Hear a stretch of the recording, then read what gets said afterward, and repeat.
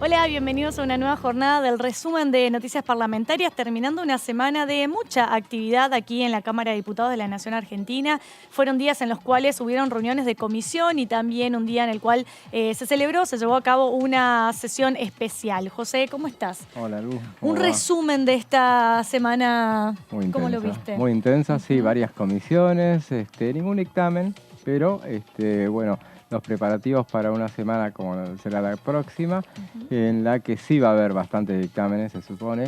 Sí. Hubo un dictamen en realidad. ¿Y qué dictamen? El de licencias. Claro, exactamente. Es así.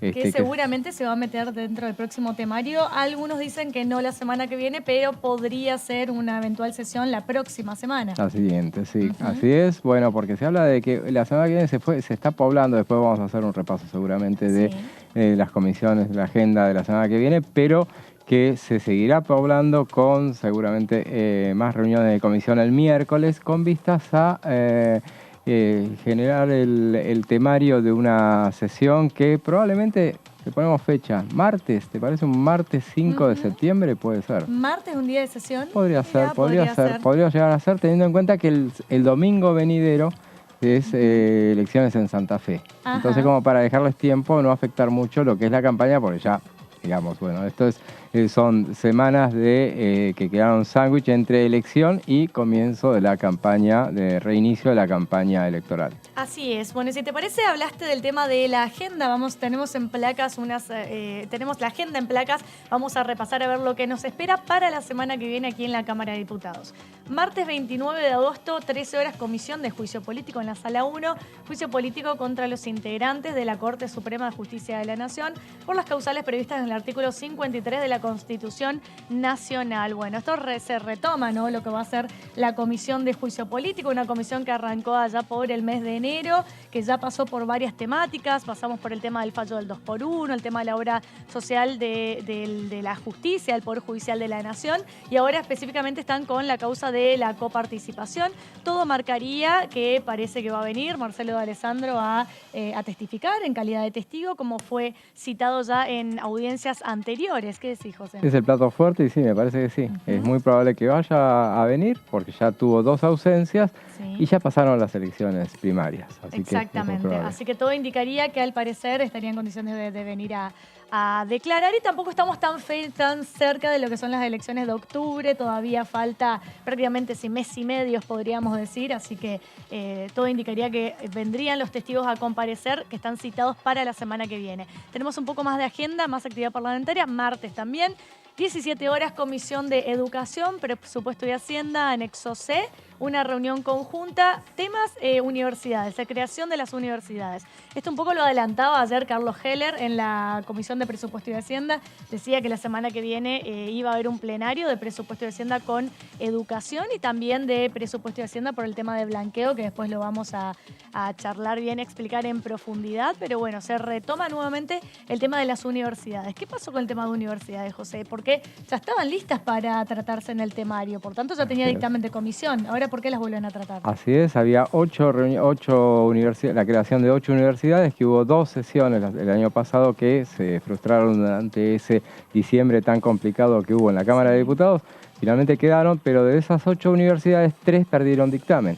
Entonces ahora van a tratar de darle dictamen nuevamente a esas 3 para dejarlas, y muy probablemente para la próxima sesión. ¿Cuáles son las universidades que perdieron dictamen? Una es la de Universidad de Madres de Plaza de Mayo, la otra es la de Saladillo, y la tercera es la de Cuenca del Salado. La de Saladillo es del diputado Jacobite de Evolución, y la de Cuenca del Salado, María Rosa Martínez. La de Madres de Plaza de Mayo es de Hugo Yasky, el diputado Hugo Yasky. Y recordemos, la que sí tienen dictamen, lo mantienen y seguramente lo vamos a ver muy probablemente incluidos en el temario de la próxima sesión, son las de Delta, Pilar, Ezeiza, Río Tercero y Juan Laurentino Ortiz en la ciudad de Paraná. ¿Cuánto tiempo tiene que pasar para que pierda el dictamen? Un año, exactamente. Sí. Entonces las otras todavía tienen un dictamen vigente. Esta no es que se agregan nuevas universidades, sino que ya estaban en el temario, pero por un tema de paso del tiempo perdieron dictamen de comisión y tienen que dictaminar nuevamente. Así que todo indicaría que sería rápido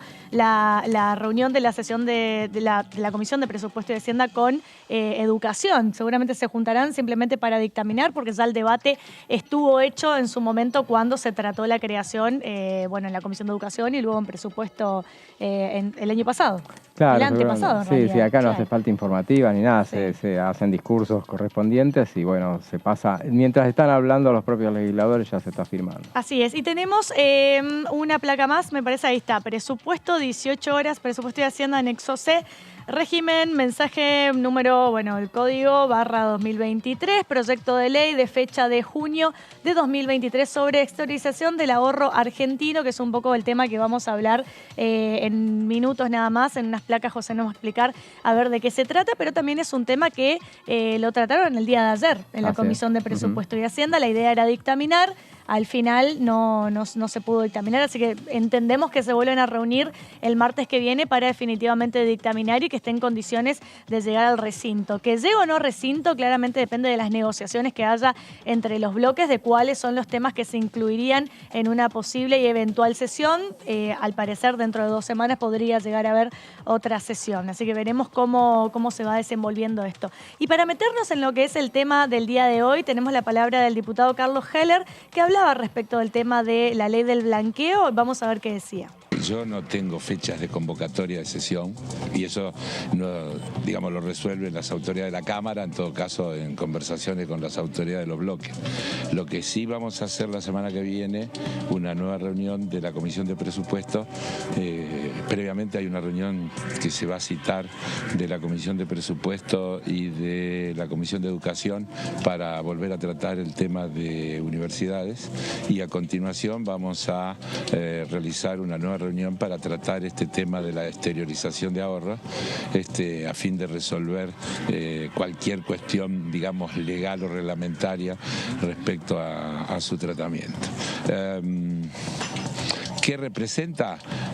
Representa lisa y llanamente la posibilidad de que en el marco de los distintos convenios de intercambio de información que se han venido realizando, y sobre todo el intercambio de información con los Estados Unidos, la Argentina va a estar en condiciones de identificar y perseguir judicialmente a evasores que tienen dineros, en este caso concreto referido a Estados Unidos, pero la ley está referida en general a dinero que no está en la Argentina y que no ha sido declarado. Incluso podría estar en la Argentina, porque está incluida esa posibilidad. Plata negra que está en el país, no salió, y esto abre la posibilidad de que se exteriorice.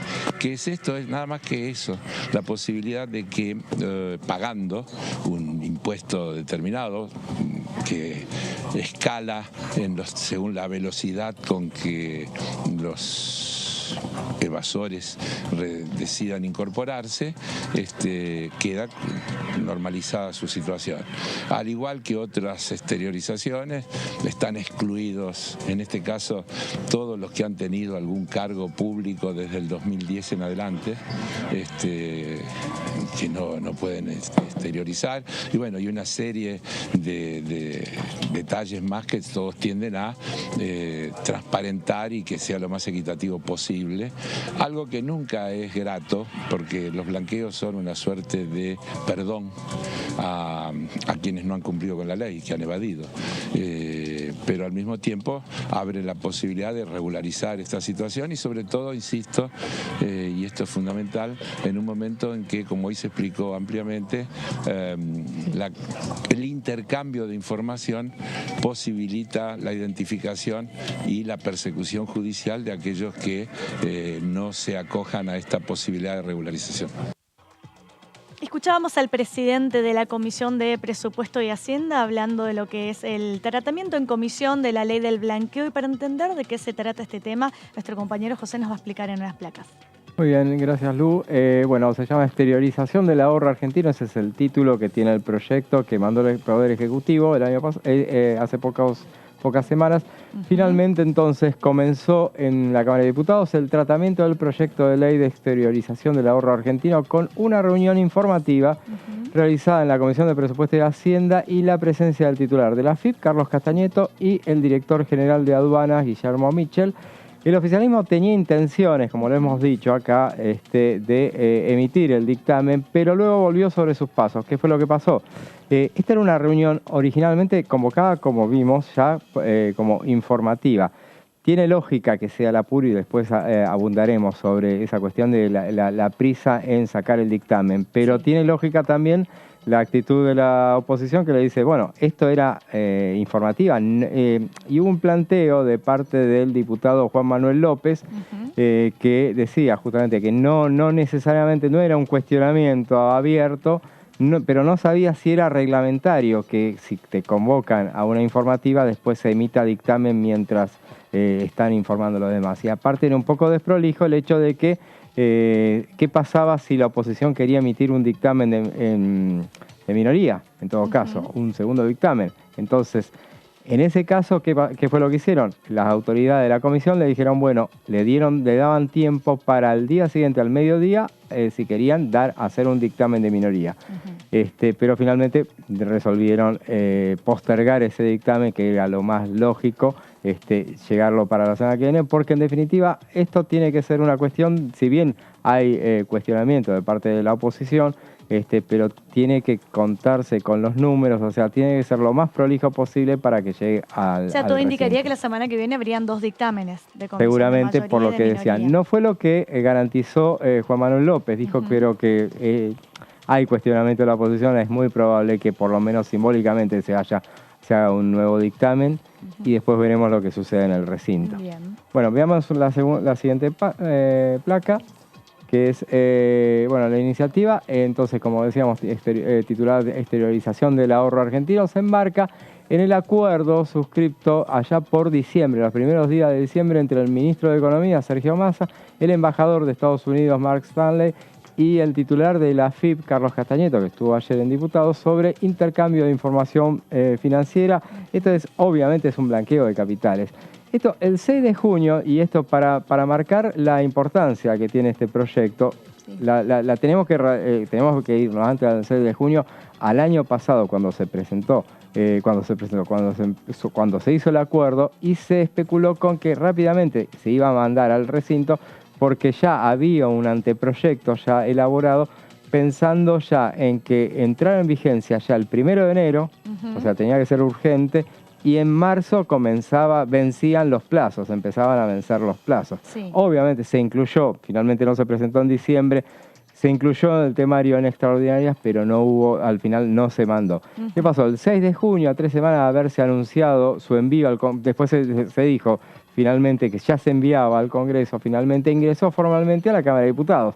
Es el proyecto del Poder Ejecutivo sobre el blanqueo de capitales y a quienes alcanza a personas físicas, sucesiones indivisas y empresas. También sucedió que el 8 de agosto, para remarcar también la importancia de esta iniciativa, el 8 de agosto, en declaraciones periodísticas, Sergio Massa responsabilizó a la oposición de no haberlo tratado, justamente. Lo que sí la oposición había hecho había expresado sus cuestionamientos. Y dijo que frenaba la norma, que podía compensar su implementación, por ejemplo, en términos de recaudación, todo lo que perdimos, por ejemplo, con la sequía. Esa es la magnitud que puede llegar a tener el tema. Pero finalmente, bueno, el acuerdo está firmado y si se aprueba, puede entrar en vigencia prestamente. Así es, tenemos una placa más. ¿Veremos otra placa más? Sí. A ver, veamos. Quienes se acojan al régimen tendrán alícuotas de pago de un impuesto especial de entre 5 y 20% y será mayor en caso de que los bienes declarados no se repatrien. En el texto final se eliminó, esto es un detalle no menor, el capítulo referido a la figura del colaborador. Claro, o sea, esta alícuota, podríamos decir entre el 5 y el 20%, tiene que ver para todos aquellos que voluntariamente blanqueen lo que está pidiendo el gobierno, justamente, claro, ¿no? Claro, es como darle un beneficio fiscal para decir, bueno, háganlo por voluntad propia, si no nosotros salimos a investigar y las consecuencias podrían ser peores, podríamos decirlo de alguna manera, ¿no? Sí. Y también quien estuvo hablando respecto a la ley de blanqueo de capitales es la diputada Figueroa Casas. Vamos a ver qué decía y seguimos analizando el tema. pueda decidir perdonar o no deuda o bajar en materia tributaria. Eso no se puede hacer. Pero además creo que nuevamente un blanqueo dando beneficios a los que están fuera de la ley va a perjudicar justamente al que paga. Le estamos diciendo, no pasa nada, le perdonamos y a vos no te reconocemos nada. Bueno, escuchábamos entonces a la diputada Figueroa Casas hablando del tema de justamente de la ley de blanqueo de capitales. José, ¿en qué más consiste esto? O sea, ¿qué busca este proyecto de ley específicamente? Bueno, obviamente es muy amplio esta iniciativa y tiene la posibilidad de generar de generar ingresos hasta a la ciudad, a la nación, tal cual se indicaba en lo que mencionábamos en esa placa anterior. Quienes acojan al régimen tendrán alícuotas de pago de un impuesto especial de entre 5 y 20% y será mayor en caso de que los bienes declarados se nos repatrien. Esto es lo que mencionábamos recién. Vamos a la placa siguiente, propiamente dicha a lo que decían quienes se expusieron. De acuerdo al texto, que ya recibió numerosas críticas de parte de la oposición, se permite exteriorizar tenencia de moneda nacional y o extranjera en el país y o en el exterior. Activos financieros, incluye criptomonedas, este es un detalle importante, bienes inmuebles, bienes muebles y demás bienes en el país y o en el exterior, incluyendo créditos.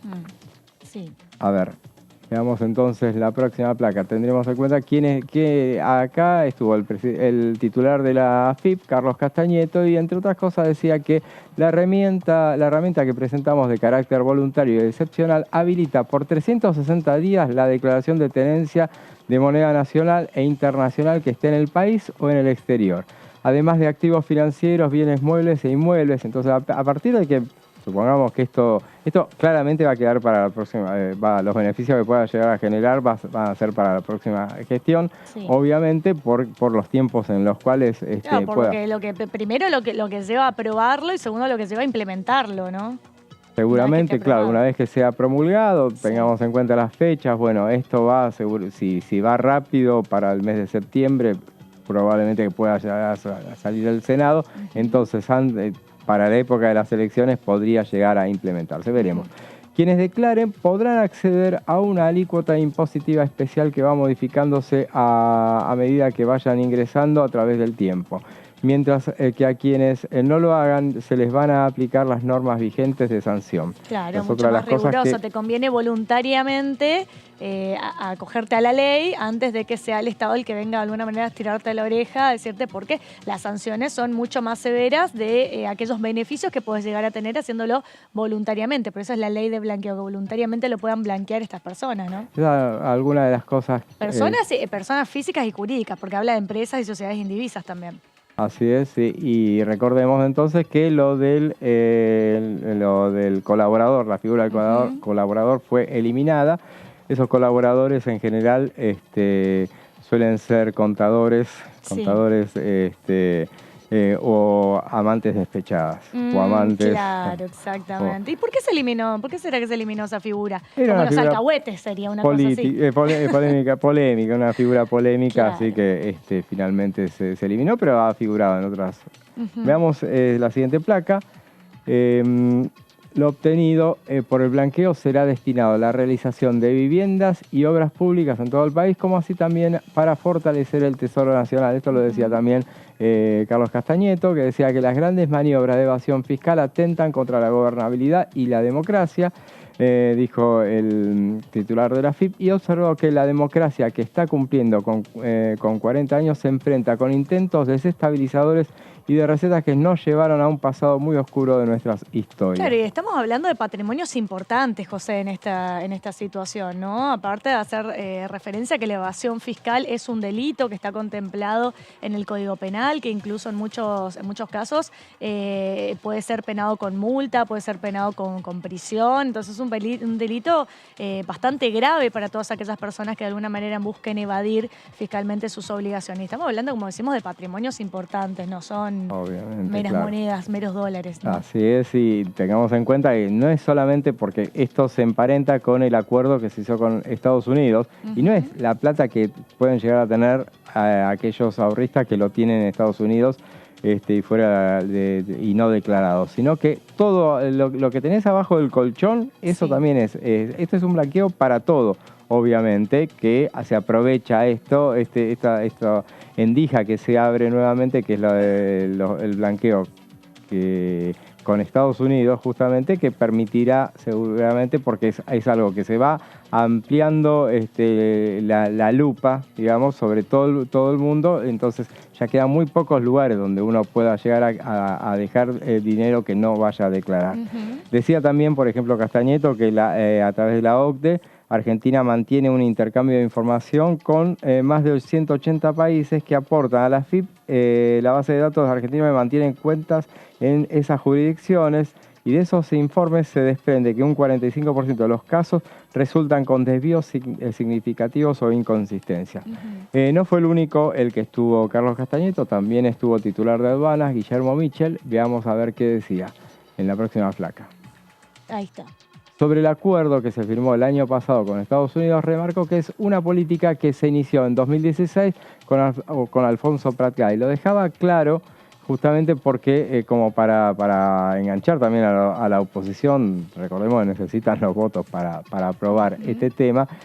Y bueno, esto no es una cosa que se cortó solo esta administración. Esto ya se venía gestionando desde 2016, cuando Prat-Gay era ministro de Economía. Lo que se busca ahora es hacer el intercambio a nivel masivo para que se pueda obtener por grupos de contribuyentes.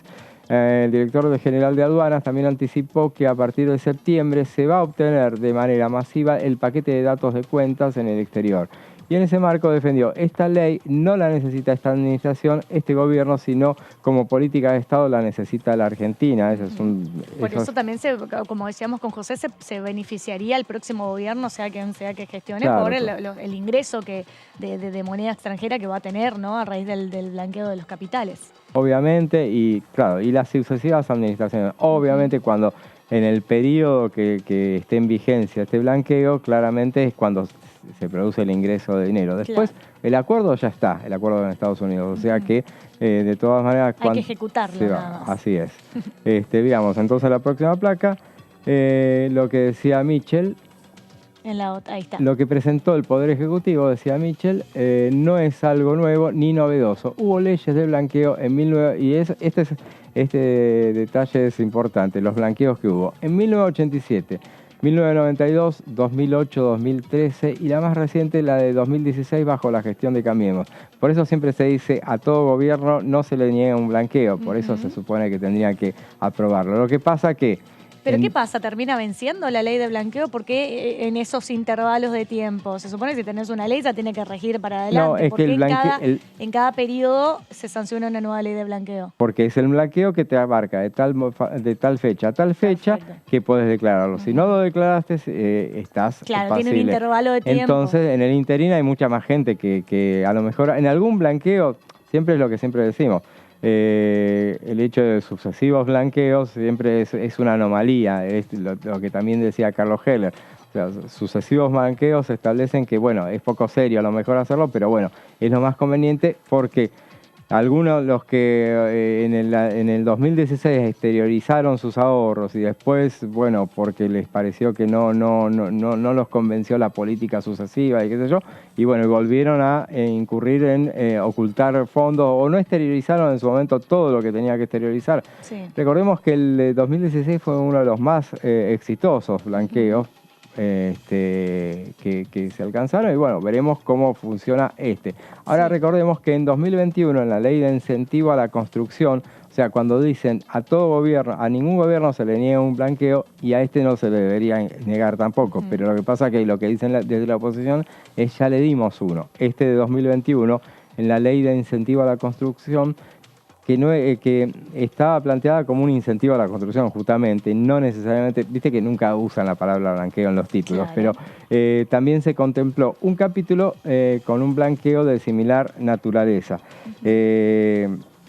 Así que veremos, de todas maneras, el acuerdo con Estados Unidos va a cambiar, decían, la matriz tributaria en nuestro país y va a generar una expansión de la base imponible para bienes personales, ganancias muy importantes. Lo que decía también Heller era que finalmente que la semana que viene se iba a citar nuevamente, como ya quedó claro y aclararon, pese a tener números nosotros para hacer el dictamen, vamos a esperar justamente como una muestra de consenso, dejarlo para la semana venidera, de modo tal de que no inquietar las aguas, no agitar las aguas con la oposición, porque van a necesitar esos votos. Todo indicaría entonces que habría dictamen de comisión la semana que viene con esta ley de blanqueo o también denominada de exteriorización del ahorro argentino. Y quien estuvo hablando respecto de este tema es la diputada Susana Landricini, que decía lo siguiente. Una pregunta muy sencilla, y es a raíz de que muchos trabajadores informáticos reciben el pago de salarios parcialmente en cuentas del exterior, que están en el exterior, por parte de las empresas que los tienen contratados. Y esa es la pregunta concreta que me hacen. ¿Qué hacemos con el dinero que está en el exterior? Porque las empresas nos pagan dejando el dinero en el exterior. Es una pregunta que para ustedes, para Mitchell seguramente es sencilla de responder, para los involucrados, trabajadores del sector informático, es muy importante saber qué pasa con esta situación. Bueno, y llegó el momento de ir a un pequeño corte. Quédense con nosotros que en minutos nada más volvemos con más resumen de noticias parlamentarias y seguimos analizando todo lo que aconteció esta semana aquí en la Cámara de Diputados. Ya venimos.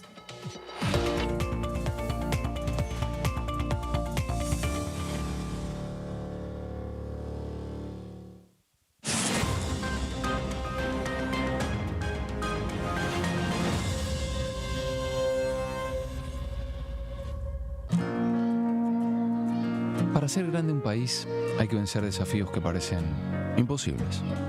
Por ejemplo, llegar a lugares que antes eran inalcanzables. Porque todos los destinos se alcanzan cuando la ruta es el esfuerzo. El mismo esfuerzo que nos lleva a ganar nuestras propias batallas. Hasta que un día la victoria llega y nos lleva en andas. El futuro se vuelve presente si alcanzamos nuestros logros. Esos logros con los que día a día hacemos una Argentina mejor.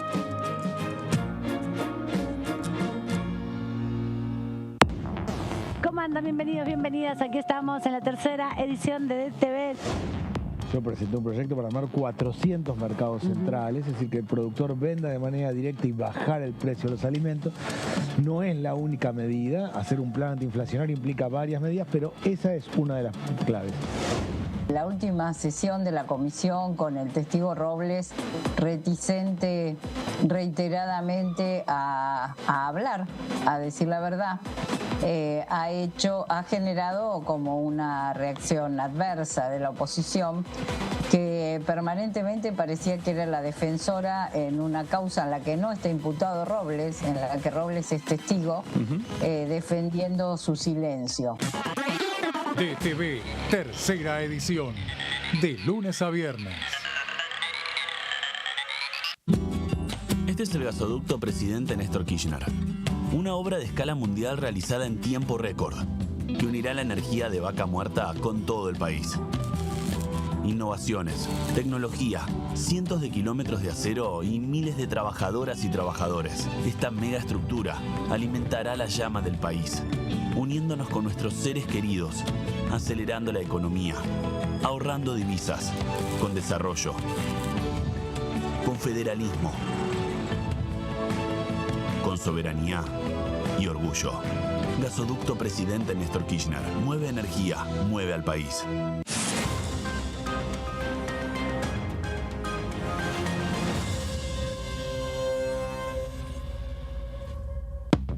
Generamos trabajo registrado para más de 1 millón de personas desde el comienzo de nuestra gestión.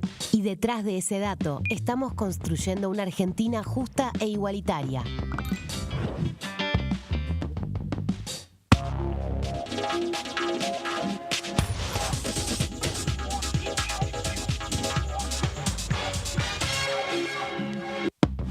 Aumentamos 6% el consumo privado durante 2023, acumulando 27 meses consecutivos de crecimiento. Y detrás de ese dato, la economía argentina sigue expandiéndose.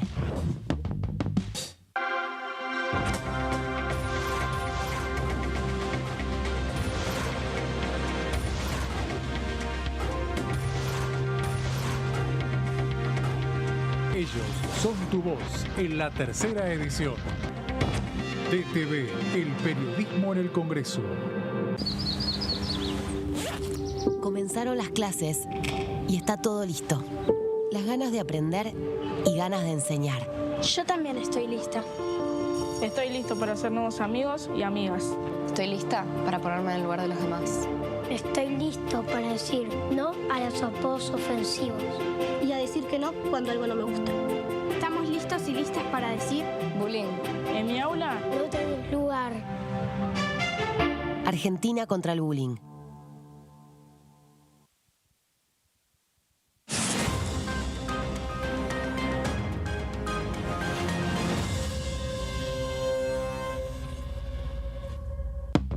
Generamos trabajo registrado para más de 1 millón de personas desde el comienzo de nuestra gestión. Y detrás de ese dato, estamos construyendo una Argentina justa e igualitaria.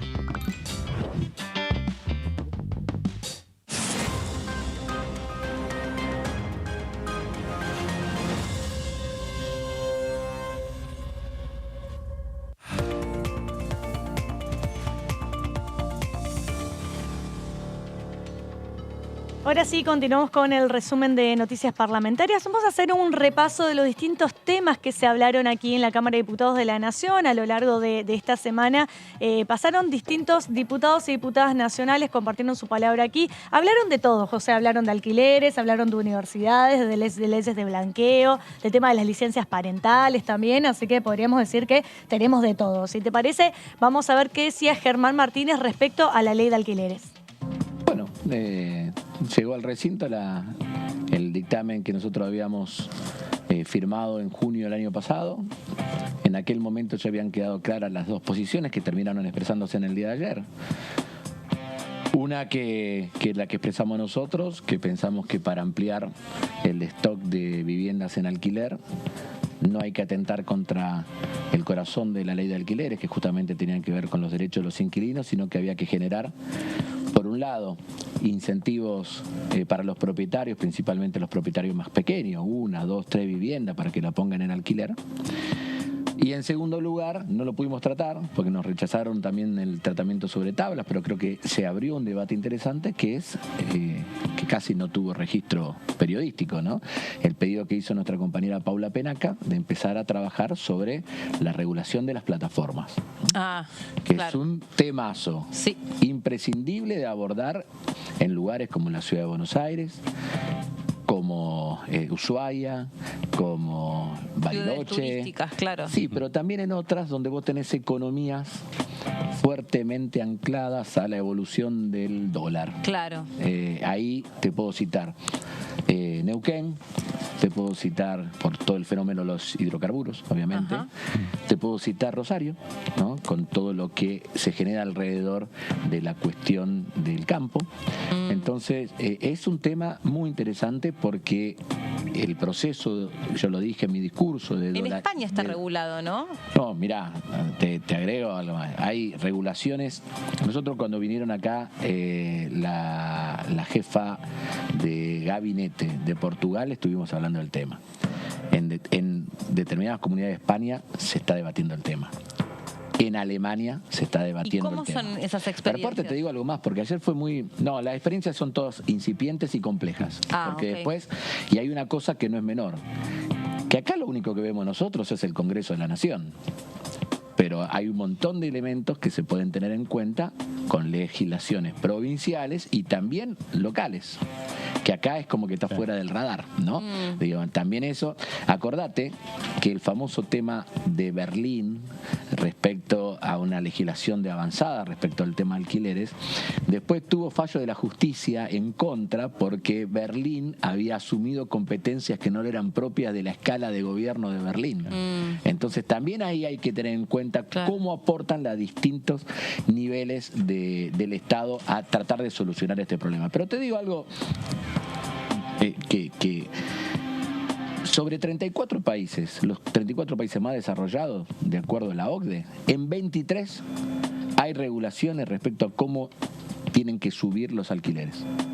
Y en 13 de esos 34 te regulan cuál es el piso del primer contrato. O sea, te regulan el monto del primer contrato. Entonces, toda esta cosa de que el mercado lo resuelve, de que hay que dejar que el mercado resuelva Pero aparte todo, eso ya sucedió y no funcionó. Pero aparte el mercado no son entes abstractos. El mercado son propietarios, intermediadores, ¿no? e inquilinos. La situación de poder, ayer también lo traté de explicar, en cada uno de los eslabones de esto que denominamos el mercado, es totalmente distinto. No es lo mismo el inquilino que va y que ahora va a tener, en lugar de un contrato de 3 años, ahora cuando se apruebe, ¿no? Porque no se aprobó nada, es una medida sanción, ¿no? De 3 años a 2. Bueno. De 1 año de actualización del contrato a 4 meses. Antes tenías una fórmula que se la criticó, pero que en el último tiempo, con el proceso de inflación, terminaba funcionando como un techo para el contrato. Ahora dicen, se pueden tomar, entre otros índices, todos dan por arriba del ICL, todos, o ninguno. Entonces eso somete al inquilino a estar cada 4 meses negociando. A ver, esto no es que no pasó nunca en la Argentina. Yo hasta entrado ya cuando me casé, siempre fui inquilino. Tuve problemas enormes hasta de garantía con problemas, digamos, todas esas cosas feas que pasan en una familia de inquilinos, ¿no? El 2002, yo recuerdo de ir cada 3 meses a renegociar con el propietario el valor del alquiler. Hoy, lo que votó Juntos por el Cambio y que festeja cierto sector, insisto, cierto sector del mercado inmobiliario de propietarios, es algo que va claramente en contra de los inquilinos. Bueno, escuchábamos la palabra de Germán Martínez, claramente haciendo referencia a la media sanción que obtuvo la ley de alquileres aquí en la Cámara de Diputados de la Nación. Todo marcaría, José, que parece que el Senado todavía no se va a reunir a tratar este tema. Recién, hace un rato, salió la convocatoria. Te doy la primicia, la convocatoria para el martes que viene a las 5 de la tarde. ¿Está incluido este tema? ¿Van a tratar solo esto? No. Van a tratar un tema que nosotros lo hemos marcado desde acá también, que estaba en mora del Senado como deudores alimentarios. Ese es otro de los temas y bueno, se va a reunir la Comisión de Legislación General para empezar a debatir el tema que fue con media sanción allá y bueno, que veremos si finalmente avanza. Y el diputado Martínez también hacía referencia a ese proyecto de la diputada Paula Penaca para regular los alquileres transitorios. Recordemos que ese tema no pudo ser tratado porque en ese caso necesitaba las 3/4 partes de los ¿Por qué? Porque no tenía dictamen de comisión. No tenía dictamen, pero tampoco estaba incluido en el temario. Exacto. Entonces, al no estar incluido ni siquiera en el temario, necesitabas esa mayoría muy especial, imposible de lograr, pero bueno, seguramente va a ser incluida en algunas reuniones de comisión para que comience su tránsito normal hacia el recinto. Claro, por lo menos ya se puso en agenda empezar a hablar el tema de la regularización, de regular los alquileres temporarios, porque hoy en día hay muchos propietarios que incluso, uno entiende que el alquiler temporario te lo alquila a un extranjero, una persona que tiene que venir a quedarse quizá un mes o 2 meses, y más que eso no, pero también muchas personas, hoy en día muchos propietarios alquilan a aquellas personas que quieren como un destino permanente de vivienda, te lo terminan alquilando de manera temporaria, entonces eso también termina perjudicando al inquilino porque no te dan otra opción, ¿no? Te dan esta opción de renovarte cada 6 meses, creo que es el alquiler temporario, si mal no recuerdo 3 o 6 meses, y termina de alguna manera perjudicando también al inquilino. Ahí lo escuchábamos a Germán Martínez hablando de la importancia que tiene que el Estado intervenga en este tema de regular el tema de los contratos, ¿no? No dejar todo a la libre voluntad de las partes ni de los mercados, sino que el Estado te marque por lo menos las reglas de juego, las reglas mínimas sobre las cuales hay que contratar para de alguna manera poder poner a ambas partes del contrato de locación en un mismo pie de igualdad, que es el inquilino y el propietario. Desde que se sancionó hace 2 días la ley de alquiler, pudimos escuchar la palabra de distintas voces, ¿no? Algunos a favor, otros en contra. Los propietarios claramente a favor, los inquilinos un poco en contra, porque tienen miedo de cómo va a ser la regularización el ajuste. si ya realmente llega a ser cada 4 meses, podría ser mucho más de lo que sea el ajuste anual. Pero bueno, lo cierto es que todavía no está vigente la ley, apenas tuvo media sanción. Veremos si en el Senado la modifican o la aprueban así. Y en el Senado, en el anuncio ya que ponen, dice y que van a estar a la vista proyectos propios, justamente, que son el preanuncio de la eventualidad de introducirle modificaciones a la norma y que en ese caso volvería a la Cámara de Diputados para ver si convalida lo que se aprobó, lo que se modifique en el Senado, o bien se insiste con la norma aprobada hace 2 días. Así es, y Germán Martínez también estuvo hablando sobre la candidatura a presidente de Sergio Massa, así que José, si te parece, vamos a ver qué decía Germán Martínez. Nosotros estamos para tratar de solucionar las cosas que no anduvieron bien y tratar de aprovechar bien las cosas que sí anduvieron. Y tratar de que de ahí empecemos a mirar para adelante, reconociendo las anclas que tiene nuestra economía. Lo dije, digamos, ¿no? Una, vamos a tener que un tiempo más estar atados al feroz endeudamiento que contrajo Macri con el Fondo Monetario Internacional. Hay otras 3 anclas que nos estamos liberando, la de la pandemia, la de los precios relativos del combustible y de la energía en función de la guerra. Lo de la sequía, esta semana vieron que ya salieron datos importantes de previsiones para la próxima campaña. Va a haber otro clima en el sector y en la economía del interior de la Pampa Húmeda, porque no es solamente el sector, sino todo lo que hay alrededor de todo eso entre noviembre y marzo del año que viene. Y nosotros tenemos que ver cómo generamos las leyes que dinamicen lo que Sergio Massa, nuestro candidato a presidente, dice que son los grandes motores de la economía. La agroindustria, los hidrocarburos, los metales, la minería y el litio, la economía del conocimiento y el turismo internacional receptivo.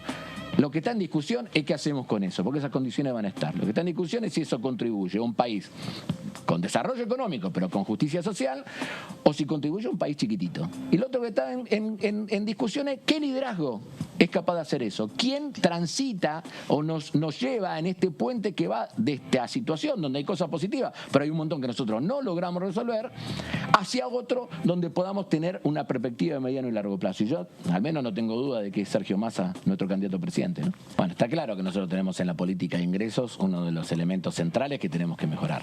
Está claro. Eso tiene que ver básicamente con un proceso de inflación que tuvimos y que tenemos, y que, yo lo he explicado en este mismo estudio, a mi criterio tiene en las reservas del Banco Central el principal elemento a fortalecer. Si nosotros tuviéramos la posibilidad, y Sergio Massa trabajó en eso primero con el acuerdo bilateral con China para que se hagan yuanes. Segundo, con la incorporación de la Argentina a los BRICS. ¿Para qué? Para que el Banco de los BRICS pueda establecer un puente de financiamiento, por ejemplo, con el Banco Central de Brasil, y que nosotros podamos tener el mismo esquema que tenemos con China, que lo podemos tener en reales con Brasil. Trabajó Sergio Massa en la modificación de los términos del acuerdo con el Fondo Monetario Internacional para tener un segundo semestre más aliviado respecto a la exigencia de divisas.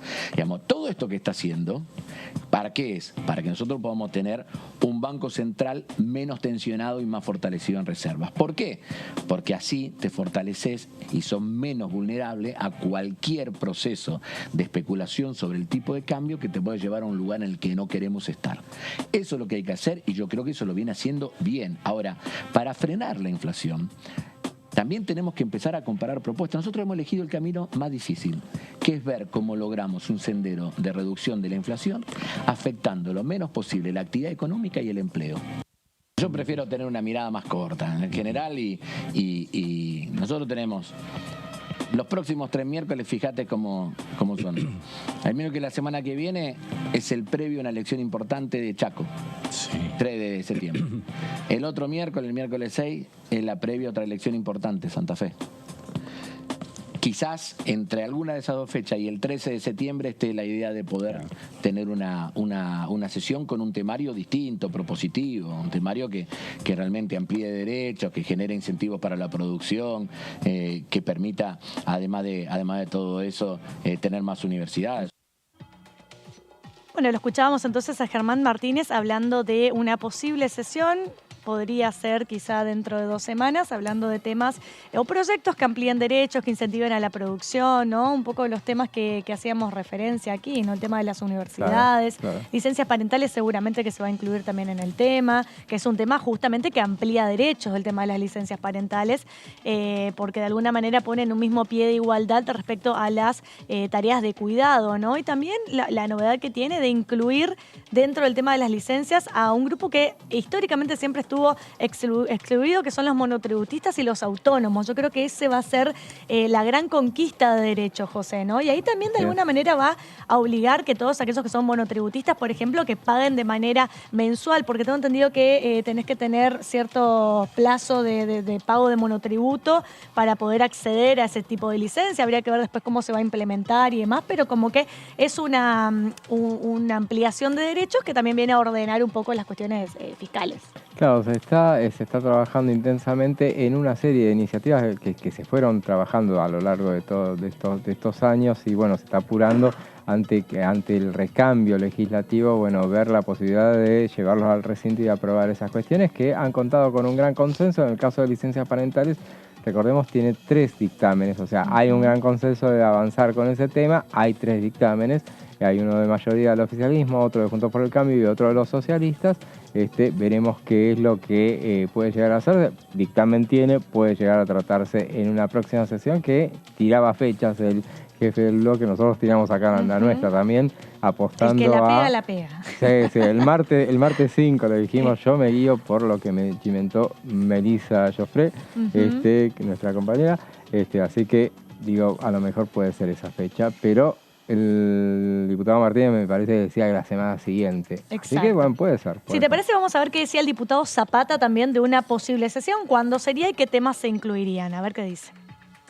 Fue una sesión que se mantuvo prácticamente un 100% dentro de acordado en labor parlamentaria en cuanto al trámite, a la limitación de oradores y a la forma en que se iba a votar. Alcanzó la aprobación del dictamen de minoría con alguna modificación sugerida por la diputada Cabaño y bueno, ahora resta que esto pase al Senado y que tenga la aprobación para que se transforme realmente en ley y empiecen a surtir efecto luego de la promulgación las modificaciones que se llevan adelante. Personalmente creo que bueno, fue una sesión bastante tranquila, como le digo, que en ningún momento se salió de curso, hubo quizás un chisporroteo con el tema del apartamiento del reglamento por el tema del diputado Milman, pero nada más que eso, y transcurrió en un tiempo razonable para el tratamiento de un proyecto en el centro y creo que terminada la sesión, bueno, los que apoyábamos este proyecto nos retiramos satisfechos, pero siempre con el sabor amargo de no haber logrado el máximo objetivo propuesto, que era la derogación de la ley 27.551. Bueno, y hablaba el diputado Zapata que de alguna manera ellos apuntaban a la derogación completamente de la ley, un poco lo que hacían también, buscaban desde los diputados libertarios, que era como que habían dado quórum con la condición de ir por la derogación de la ley. Eso era un poco el objetivo de la oposición, de Juntos por el Cambio, de los libertarios, de estos bloques que acompañaron a la oposición a la hora de dar quórum, pero bueno, luego se votó para la derogación, y para poder derogar una ley necesitas una mayoría más rigurosa, más absoluta, y no llegaron con los votos necesarios, por eso luego se procedió a votar los dictámenes. Recordemos que hubo un dictamen de mayoría, un dictamen de minoría y finalmente el dictamen de minoría de Juntos por el Cambio, que podríamos decir que modificaba las cláusulas más importantes, una que tiene que ver con el tema del plazo de los alquileres de contratación y otras con las formas de ajuste, cuáles iban a ser los índices de ajuste. Incluso al finalizar la sesión escuchamos a Mario Negri, que fue quien pidió por esta sesión para tratar la ley de alquileres. Hablaba de que se incluye como un menú de índices sobre los cuales las partes van a poder convenir a la hora de ajustar sus alquileres. Así es, sí, hay una cuestión puntual a propósito de lo que decías. Hay una palabra que generó, por ejemplo, 2 votos en contra. Porque no solamente los libertarios votaron en contra, recordemos, votaron en contra del dictamen de minoría el oficialismo, la izquierda y los libertarios, Y hubo 2 votos también que son del Interbloque Federal de Alejandro Topo Rodríguez y Natalia de la Sota, y que con relación a ese tema de la referencia a las fórmulas a utilizar, ellos querían un cambio en la palabra. En vez de pudiendo utilizar el índice de salarios u otras, ellos querían que estuviera la palabra debiendo utilizar. Claro. Porque, y usted como abogada lo debe precisar bien, me explicaban justamente que al decir pudiendo, podés usar eso o nada, o podés no usar. Entonces, en definitiva, lo que terminó sucediendo es que la nueva media sanción, por lo menos, o la nueva ley, si se produce esta aprobación de esta modificación, ¿En el Senado lo cambiarían? No sé si lo cambiarían, pero eso puntualmente que no quisieron suscribir estos 2 diputados, tenía que ver con el hecho de que la nueva norma no va a establecer obligación de regirse por nada. O sea, no hay ningún mecanismo. Puede haber acuerdo entre las partes que digamos, bueno, va a aumentar en función de lo que vayamos acordando ajustando. Claro, no le pondrán ninguna norma.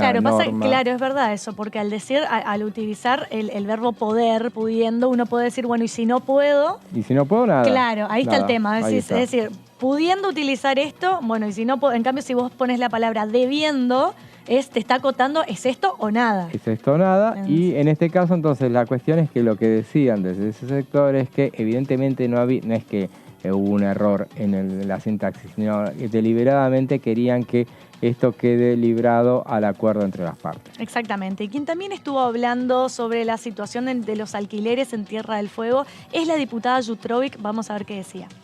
Como bien se marcaba en la presentación del proyecto por parte de Paula, Tierra del Fuego, en este caso Ushuaia en particular, que es la ciudad por excelencia con mucha actividad turística, ha tenido un crecimiento, digamos, que ha duplicado, digamos, la cantidad de oferta de lo que es el alquiler temporario dedicado al turismo, y eso también es una cuestión que, como lo plantea el proyecto, hay que empezar a mirar con una lupa, porque me parece que lo que se busca y hay un reclamo de los sectores de las cámaras es que haya una cuestión equitativa, ¿no?, de condiciones de esa oferta, porque algunos tienen que pagar impuestos, que declarar, que tener todo registrado, y otros no, y eso es una cuestión de desventaja. Entonces me parece que ahí el Estado tiene que poner, digamos, su acción para equiparar esas condiciones. Por eso se habla de una regulación, y sobre todo esto que debería está prohibido, pero que no se respeta lamentablemente, que es que los precios deberían estar en pesos, digamos, porque nosotros tenemos todavía nuestra moneda nacional y eso debería ser así. Entonces, bueno, me parece que bueno, en el intento de poder poner en discusión otros temas, así como la oposición quería también poner temas sobre tablas, la diputada propuso esto, digamos, en la sesión de ayer, pero bueno, todo lo que significaba sobre tablas tenía la suficiente votación, y entonces la suficiente cantidad de votos de la Cámara, la mayoría grabada, así que bueno, quedaron ahí, y bueno, estaremos a la espera de que este proyecto vaya a comisión y se pueda tratar, ¿no? Bueno, escuchábamos entonces la palabra de la diputada Jutrovic hablando y analizando lo que fue el debate de la sesión de alquileres. Hablaba del tema de la ley de los alquileres temporarios también, que es un tema que claramente se va a poner en agenda seguramente. Habría que ver ahora si este proyecto, ya calculo que habrá ingresado a la comisión. Debe ser Comisión de Legislación General. Sí. Es un proyecto de 11 artículos. Y que se mete con un detalle no menor, que son las plataformas. Las plataformas, que en realidad decimos detalle no menor, pero es como decir, hoy en día, no sé, es lo que hay que regular hoy en día, porque es a través del sistema por el cual uno alquila en cualquier lugar del mundo. Ese es el tema, ¿no? Que hay muchas ciudades en el mundo que ya lo están regulando.